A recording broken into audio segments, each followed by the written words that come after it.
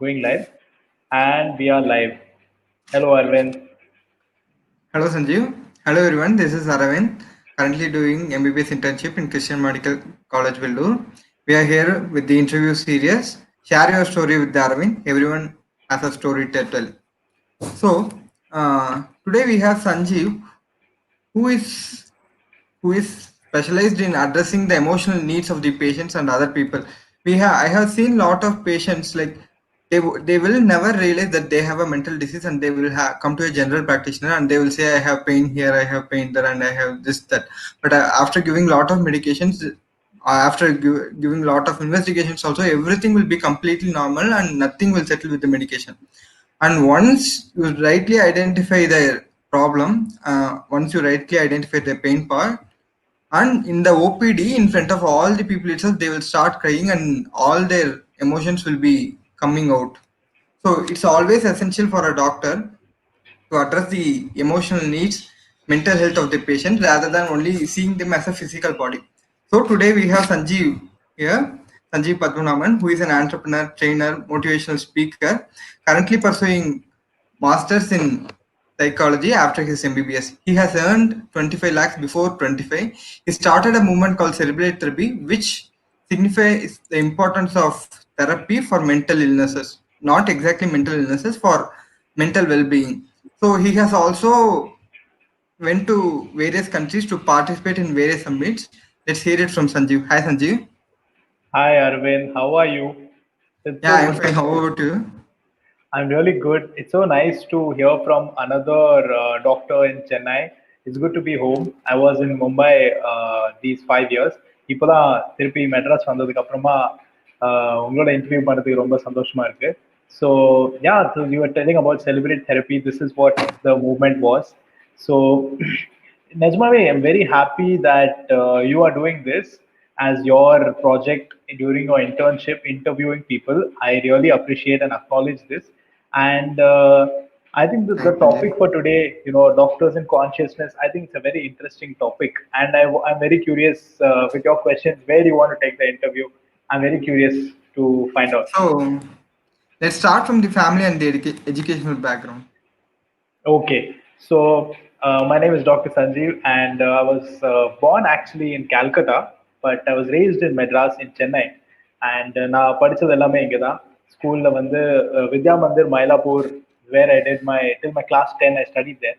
அதுக்கப்புறமா my 11th and 12th I studied in Puttaparthi, Satyasai Institute of Higher Language, like this whole ashram kind of a setting where we had we had this kind of a system where we would, you would kind of like wake up at 5 a.m. in the morning, and then we would go for a jog.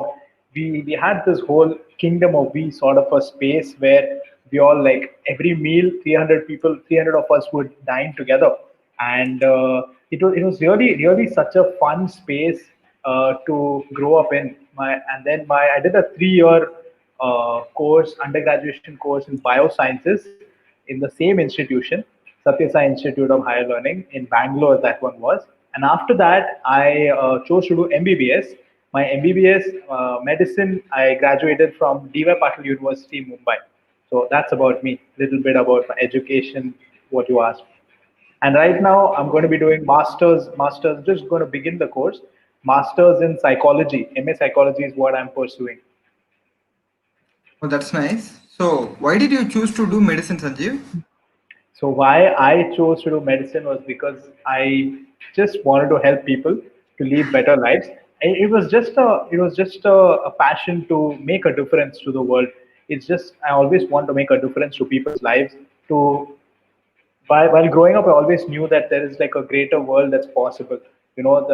Rather than the world that we are seeing right now, there is another world that is available, that is possible, where we can, inspire each other, be there for each other, and that's the world I wanted to create. And when I looked at it, medicine came to me, so to speak, as an inspiration, and I chose it, and that's how I became a doctor. So it's always the possibility that keeps us motivating, right? So to take Absolutely. further action. Yeah. Absolutely, So Arvind. I would say it's definitely the sense of possibility that keeps us motivating. There is this kind of a world around us, and then there is another world that is available that and you can kind of get there by asking a question. So when you ask a question, okay, what is this, what can I do with this, can I change this, if yes, how do I change this? These are questions that we can ask. Okay, and when we ask these questions, we then make a choice. Okay, when we make a choice to come into our lives, that's when these kind of possibilities start opening up more and more. Okay, and sometimes you just directly become aware of that possibility and you just make a choice and you get there. And when you are in that track, when you are in the line of question, choice, possibility, and contribution, you can you that's when you actually become a contribution to the world around you. Everything begins with a question, I would say. So there is a greater dimension existing beyond what we are actually seeing, right? So, Absolutely. so what are your achievements till now, academic and non-academics? So if I have to speak, so academically, if you're asking me, I was a topper throughout my college. I was getting my gold medal, Oh, that's a, topping my college. Apart from that, I presented a paper in a psychiatric case. I presented at the international conference of Sion Hospital, and when I presented my case, my the paper, I won the gold medal for that, for a psychiatric case. It's one of the achievements, I would say. Another very close achievement to my heart is I represented my college university in basketball team. Apart from that, I think for me it was an achievement in the sense that I could become the youngest access consciousness facilitator. I had gone to Australia and completed that 5-day training program with the founders of Access Consciousness. That they are Dr. Dane and Gary Douglas. So that happened. I'm very proud of that. So that's something about me. so like other than that, you have traveled for foreign countries, nominated for various things. So US and so if India. you're asking about that, there was a global gaslight summit that I was a part of, and so they kind of like picked 8 different trainers from 8 different countries of the world, and from India, I was the trainer speaking on the global gaslight summit. I would really cherish that.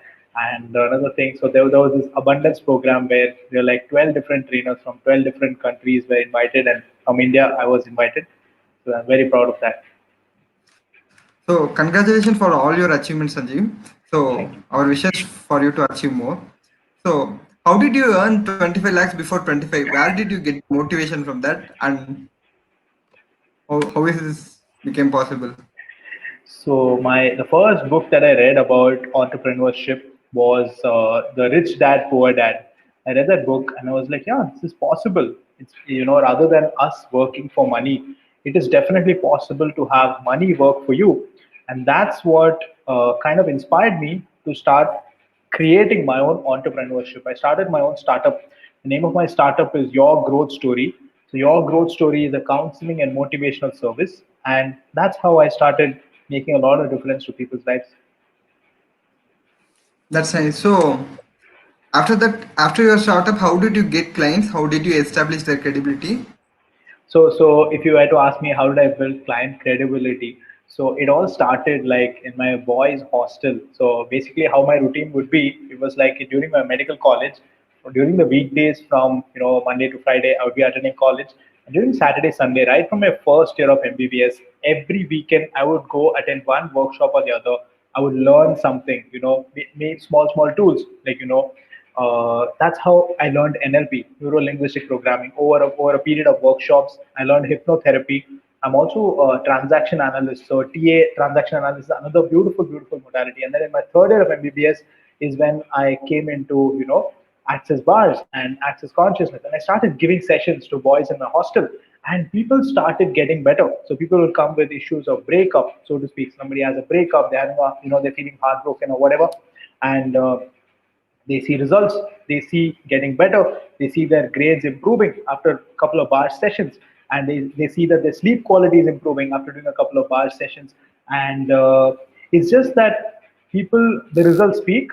So when you're working with clients, or when you are facilitating people in workshops, when their lives start changing, they spread the word, and that's how you build client credibility, so to speak.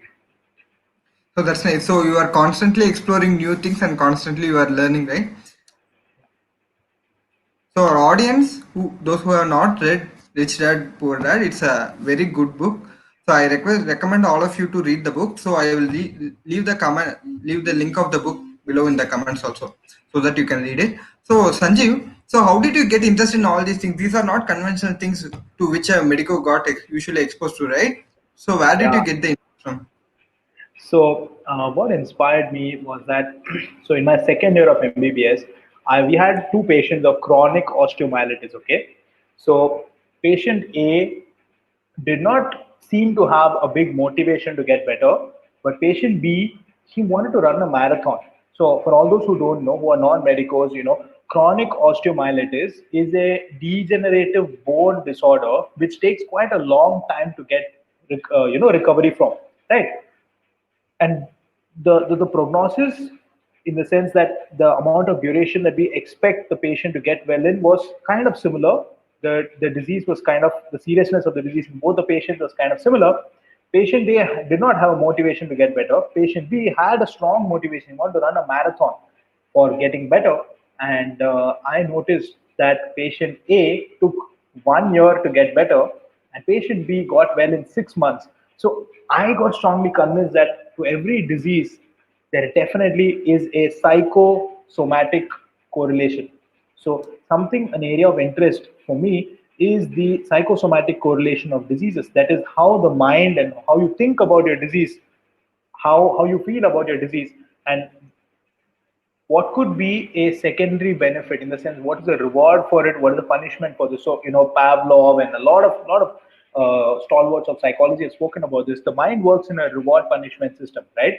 So when you have a hidden benefit for a disease, so say for example, there is a child and he doesn't want to go to school, he is and he's falling ill. His secondary benefit, or his what he kind of subconsciously loves about the disease, is that he gets to bunk school, right? So there is a subconscious gain for every single disease or disorder. If we are able to help the patient to gain awareness about, if I was choosing everything in my life, I would be choosing this disease for what reason? Okay, the founder of Access Consciousness, Gary Douglas, was working with somebody, and he found that when he was working with this lady of terminal illness, so she was having end stage cancer, like stage 4 metastatic stage of tumor, right? And then he asks her this question. He dares to ask her the question. You know what question that is? He asks her the question, what are you dying to get out of? When he asks her, what are you dying to get out of? She kind of remarks, she kind of says that, you know what, I'm dying to get out of my relationship. I don't want to be in the relationship and I'm dying to get out of it. And then he asks her, okay, is that really the only way you can get out of the relationship, by dying and choosing cancer? Is that the only way? And she says, that's the only way I see. I can't divorce this relationship because my kids are there. He asks, how old are your kids? And she says, oh, they're 51. But according to her, the only exit gate for her was cancer, so to speak, and she chose it and she died with it. Right? It's a sad story, but we there is definitely a psychosomatic correlation for any and every disease, and mental health is an area that we cannot avoid anymore. We have to talk about mental health. We need to talk about emotional well-being. We need to talk about the stress levels that is rampant in doctors, stress levels that is rampant in everybody. And if we're not talking about this, and if you're not taking the stress levels or the subjective emotion of the patient into the correlation, then your diagnosis can actually be accurate, but your prognosis is going to really vary. As a doctor, I think it's so important for doctors to be able to understand that every disease has a biopsychosocial model, right? There are biological factors, there are sociological factors to disease, and there are psychological factors. It's like what you think, thoughts become things. Definitely, it's like today even quantum physics talks about this. So this is true for the body. The body does have an intelligence of its own, and if we are able to empower our patients with some tools, as doctors, if we can empower our patients with some tools for their mental and emotional well-being, I think the disease recovery can go way faster. And if that happens, there is a definitely measurable economic gain for the hospital in terms of resources. Your patients are going to get better, Your patient satisfaction in the hospital is going to get better. Your reputation as a doctor is going to increase, right? Patients are going to become healthier. Healthier people increases the economy of the country. This is something of national interest. Consciousness should be the national agenda. It's like we have 5 year plan. We take a theme of 5 year plan as agriculture. We take a 5 year plan of say healthcare. I think 5 year plan should be mental health. 5 year plan, the next 5 year plan should be mental health. Today is the day when Sushant Singh Rajput has committed, suicide, and he's been having clinical depression. And if we are not talking about this, if we are not discussing this, who else will? We as doctors, we can make a difference. We as doctors, we need to address the mental health. We need to talk about what is it that is affecting us. We need to talk about the fact that yes, we do have emotions. We need to talk about burnouts. We need to talk about stress levels. As working doctors, what's the level of stress that you have? How do you deal with patient interactions? How do you deal with stressed patients? How do you deal with stressed relatives? How do you help the patient to deal with his own stress, and how do you deal with your own stress? So for me, something that really helped me was during my internship, I would regularly get my bars done. Even regularly after my duty in the hospital, I would go to somebody in Mumbai itself and say, please run my bars. I would regularly get my bars run, and that helped me to focus more, to be more alert with my patients. That helped me to think on my feet, and that helped me to be happier, more relaxed, more aware. I think awareness is the key. I think if our topic is doctors and consciousness. We're talking about, according to medicine, conscious means being awake. But I would say a doctor in consciousness is willing to be aware and not just awake. Okay? The difference between being awake and being aware is a lot, right? Because a doctor in consciousness is willing to create greater for the world and the patients, and does not exclude himself or herself out of the equation. So a doctor in consciousness is willing to take care of his or her own mental health also. I think this is definitely the need of the hour, and I'm so happy that we are talking about this. So thanks to Arvind for this initiative. Yeah, Sanjeev, I have learned two things from this whole conversation. Like, one is the placebo effect which patient gets. Like, if the patient goes to a doctor who he believes, well, whatever the treatment he gives, he will get cured, irrespective of whatever he gives. Yeah, If he goes to a system like, if he goes to a hospital like CMC, already there will be a belief system that he will be cured. So whatever the kind of treatment it will be, he has the mental support to get out of the illness. So that is one aspect. And one more thing is, as the people get aged, when they are like household, when they're living in the house without much productive works, they feel that they are not necessary for the society. So that itself is a reason for the mental illness. If we advise them to go and have a health checkup, they usually don't go. But if we see people like 60, 70, 80 years, if they are political leaders or if they have some recognition in the society, they will be taking care of themselves like anything. So the life expectancy for them also will be high. So that is one more thing. And the third thing is the burnout of the doctors, which is the utmost thing which should be addressed right now, yeah, which many people doesn't understand. Also, even patients can't understand whatever the stress levels the doctors are facing. They think only the doctors are chilling out, but this is the one thing which should be brought out. Okay, so absolutely. yeah. So So some Sanjeev, of yeah, you were saying. tell me about your growth story, Sanjeev. Like So from if I have to talk about your growth story, so when you ask me to, so your growth story is a counseling and motivational service that I have, and through this we target to cater to the mental and emotional well-being of the world. Okay, our mission is to see a world where there is more happiness, there is more mental and emotional well-being, right? To have a stress-free world, and that's our vision. And our mission is to empower people with tools for more consciousness. Okay, we want to create more awareness, we want to create more consciousness, and our objective is to cater to this need through doing workshops and doing one-to-one counseling sessions. So I conduct workshops. I'm an NLP coach, I'm an Access Consciousness certified facilitator, and I conduct workshops called Access Bars, and I also conduct workshop called Foundation, which is like a 4 day class.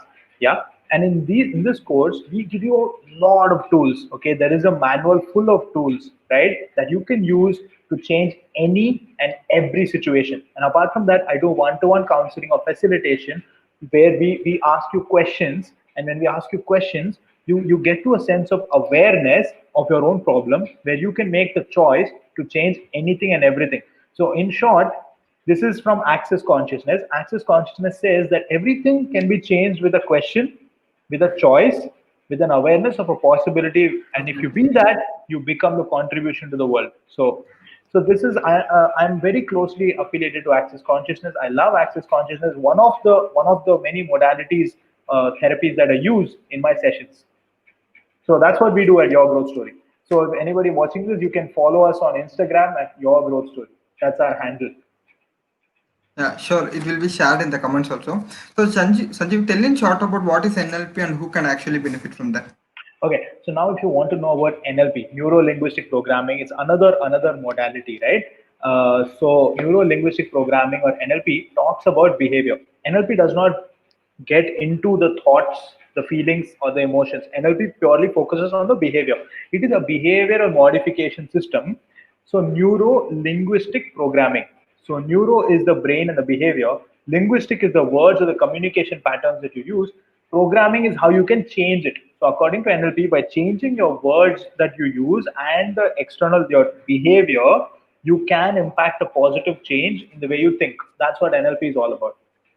And how you can benefit from it is that you can change any behavioral patterns that are recurring in your life, maybe smoking, maybe any addictions, or maybe even anger management, maybe even stress management, maybe having better healthier relationships.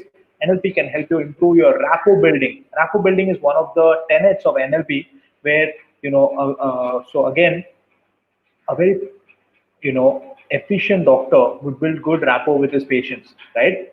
So when we talk about doctors in consciousness, he is willing to be aware, and a doctor in consciousness is also wanting to create greater. So how does a doctor in consciousness create greater? By having an amazing rapport with the patients, having an amazing rapport with the team. So a doctor does not work independently, right? A doctor works together as a team. So you have your, even if you're a surgeon, you have an anesthetist next to you. You need to coordinate with them. There is a sister, there is a head sister. When you do surgery, your sister is the one who's counting the mobs. You depend on the sister. And if you're an orthopedician, you depend on the physiotherapist who is helping the patient to get better, to rehabilitate the patient post any illness or trauma. So as a doctor, teamwork is so important, and to be able to receive from each and every team member these skills, this kind of an emotional intelligence is so vital, is what I would say.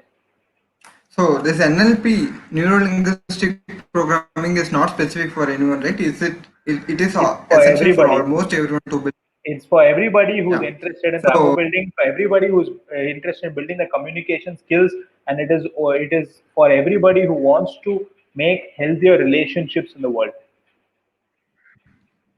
so so Sanjeev, so why is it essential for a doctor to develop emotional intelligence? Yeah. So if you would ask this question, why is it essential for doctors to develop emotional intelligence, is to avoid firstly fatigue and burnout. As a doctor, you are liable to have a burnout or a fatigue because of the stressful work hours that you are open to, the sheer number of patients that you work with, and the disease patterns and the emotional state of the patient. The patients come with a lot of stress, and as a doctor, especially if you're somebody who's aware, you are going to start picking up on their emotional pain, physical pain, whatever. So one of the amazing tools that I learned in Access Consciousness was asking this question: okay, is this actually mine? you know when we ask this question, is this actually mine, does this truly belong to me, you actually start acknowledging that 98% of our thoughts, feelings, and emotions we actually pick up from our surrounding environment. Now, this is proved in neuroscience also. We know for a fact that we have something in our brain called the mirror neurons. Okay, mirror neurons are empathy neurons. So there is a pioneering research study done by V.S. Ramachandran, Dr. V.S. Ramachandran. If you Google search his TED talk, the name of his TED talk is "Neurons That Shaped Civilization." Right. So if you explore that, you will actually understand that neurologically we are wired, our brains are wired to pick up on the thoughts, feelings, emotions of people around us. And this happened during evolution, that as an evolutionary advantage, the empathy neurons in the brain are are wired to our survival. So we have, each and every human being is innately wired to pick up on the thoughts, feelings, and emotions of people around you. So when you're in a stressed environment, it is but natural for a doctor to pick up on this stress and get really stressed. So when you use this tool, is this actually mine? For every thought, feeling, emotion, or stress that's storing in your body, the question you can ask is this actually mine? So one thing is essentially to take care of himself and to take care of his colleagues and the patients which he is encountering, right? Absolutely. So and through this series, we are sharing the constantly sharing the success stories of lot of people. So when they get exposed to all these things, they will reflect the success story in their life, right? Definitely. Definitely. Sure. So Sanjeev, almost we have come to the end of the session. So what is the action plan you would like to give them so that they can act right now and make a change in their life? Okay, so some of the action plans, some of the tools that you can ask right away. Anytime anything shows up in your body or in your patient's body, start teach them to ask this question. Okay, firstly, ask a question. Okay, what is this? Second question is, what can I do with this? Third question is, can I change this? Fourth question is, if yes, how do I change this? So teach your patients to ask these questions. So when we teach our patients to ask any shoulder pain, anything is coming up, teach the patient, okay, when see patients also love to have self-help tools apart from taking medication. Yes, by all means prescribe medications. We are doctors, you want to prescribe medicines for our patients, let us prescribe medication. I'm not against that. But let us also give them some tools for their own mental well-being. One of these tools could be asking questions. And if you are ever feeling low, if you are a doctor, or if you're a patient, if you're a teacher, if you're a professor, medico, paramedico, just, what if you could ask your friend to ask you a question? So just tell me, okay, I'm feeling low, can you ask me a question? So just them asking a question can help you change things. And book a therapy session, book a facilitation session. If you're feeling low, if you're feeling stressed, take a therapy. Taking a therapy session is nothing to be ashamed of. And that is what is this whole movement about, called hashtag celebrate therapy, to bring in lightness and awareness into therapy. That lightness and awareness is the target of every therapy, so to speak. And here's a tool that you can use. What if just for today I didn't have to judge myself? Okay, so you can ask this question and start your day, start your practice with this. Don't judge yourself. As a senior or a junior doctor, when you're going through practice, there is a hierarchy in the system, right? There are senior doctors, there are consultants, and when you're entering the field, you might feel low at times. You might feel like you're being put down. You might feel like I'm an intern and my JR is very strict with me, or I'm never going to be as good as the senior consultant. You might feel that way, but just start, just start asking this question: what if just for today I did not have to judge myself, and just know that you got this? Okay, so doctor or patient, whoever is watching this, just know that you got this, and start seeing yourself as a gift. That's what I would say. Start seeing yourself as a gift, and being a gift means the willingness to be you is the willingness to be the difference of you. Okay, start saying to yourself every day, I'm a gift and I'm different. And remember, ask a question, make a different choice, know that there's a different possibility. And when you are being you, you are truly being the contribution that you truly are. And that is what I have learned. Everything that I've ever learned in Access Consciousness is all about this: question, choice, possibility, and contribution.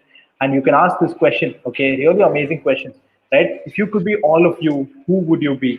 Okay, I recently did this program called Being You Certified Facilitator. In that, this was one of the main questions. If you could be all of you, who would you be? When many of us doctors, when we come into the medical system, as medical students, before coming into the system, before we have certain other interests, extracurricular activities, or and then we start cutting off parts and pieces of ourselves. Okay, I'm now a medical student, so I cannot play basketball anymore. Oh, I'm now a medical student, I cannot have relationships or date anybody anymore. I need to put all my attention on your studies. It doesn't work that way. So who or what are you cutting parts and pieces of yourself for, that if you didn't, would enable you to be all of you? That is the question. Okay, so for anybody who's watching this, what if you didn't have to define you or your roles? As doctors, we often define our role so rigidly, and we are quite hard on ourselves. We expect really high standards of perfection. Oh, I'm a doctor, so I need to be right all the time. I need to get my diagnosis right. I must fix my patients. Or you have this mentality that, oh, I need to prove a point. I cannot, put down my family. But there's the element of fun over there, what if life could be fun again? What if we can bring in more lightness into our hospitals? What if patients who are walking into our hospitals are actually feeling happy? What if patients who come into our hospitals, when they go out, they go in a little happier, and doctors who come into the hospital actually feel happier? What if we can create a hospitals as an ambience of happiness? What if happiness was a theme of our hospitals? And what if medical education can be fun? What if you don't have to exclude the fun? What if you started doing things that are fun for you? So the question is, what is fun for you? Okay. So I think that's like a quick summary of everything that I had to share. So the thing is breaking the taboo about the mental health, and the second thing is always question whatever the things you have already learned, or question the things which you are going to learn, so that you see the possibility around it, so that you make the right choice and being the contribution, right? So thanks, Sanjeev, Absolutely. for the wonderful interview. So all Thank the you. social media handles of Sanjeev and me will be shared in the comments. Connect with us, leave your comments also.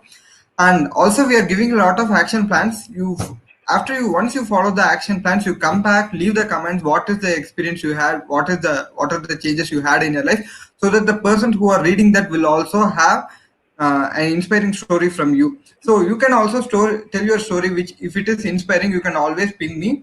And you can also nominate other people if you feel that they have an inspiring stories to tell. So see you all again with another inspiring person with another inspiring story. Thank you. Thanks, Sanjeev. Thank you, Bye. Arvind. Thank you so much. This was super fun. And I must say, I really want to acknowledge your spirit of contribution, Arvind. Thank you so much. Bye bye. Thanks, Sanjeev. Pleasure is mine too. Bye.